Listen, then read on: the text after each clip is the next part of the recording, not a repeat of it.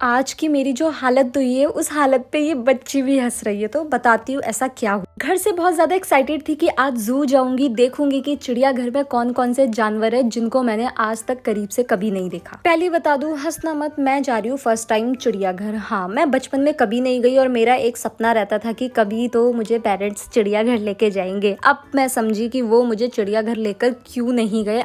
आज मुझे ये बात पता चली। एंट्री करते ही मैंने सबसे पहले तालाब देखा जिसमें कुछ नहीं था, कुछ एकदम शांत पड़ा हुआ था। बस देखने के लिए एक इसमें कछुआ था जिसको लोग सांप सांप बोल रहे थे। अब मुझे देख के बताओ ये स्नेक है या क्या है, मुझे तो कछुआ लग रहा है। इसके बाद मैं और अंकिता थोड़ा आगे बढ़ते हैं तो यहाँ पे मैं उसको कहती शूट कर ले, कुछ ना कुछ तो दिख ही जाएगा। लेकिन हमें सिर्फ खाली तालाब के अलावा कुछ भी नजर नहीं आया और ये मंकी बैठा हुआ था। मतलब मैं क्या बंदर देखने आई हूँ इतनी दूर से, मुझे समझ में नहीं आ रहा था क्योंकि मैं किसी बंदर से कम नहीं। फिर थोड़ा आगे बढ़ने के बाद मुझे रियलाइज होता है कि यहाँ पे बहुत अच्छे लोकेशन है जहाँ पे मैं फोटो शूट करवा सकती हूँ। मुझे यहाँ पे हिरन तो दिखे थे।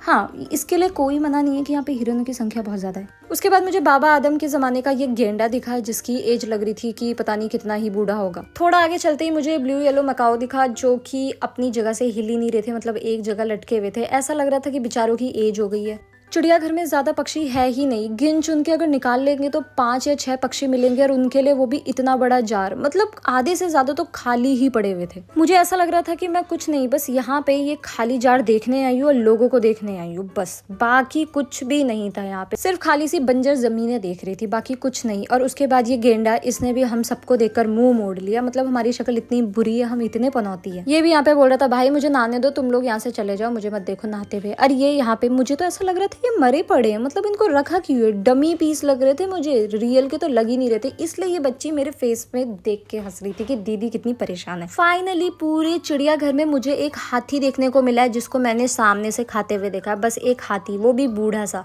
उसके बाद मुझे एक लायन देखने को मिला जो कि सो रहा था। मुझे लग रहा था शायद ये भी मरा पड़ा है, पर इन्होंने नाम दे दिया कि सो रहा है। कोई बात नहीं अगर जानवरों की संख्या कम हो गई है, पर एटलीस्ट सच तो बताओ। मतलब चिड़ियाघर नाम से लोग क्या क्या सोच के आते कि हमें यहाँ क्या क्या देखने को मिलेगा, लेकिन यहाँ तो सब खाली है, कुछ भी नहीं है देखने के लिए, कुछ भी।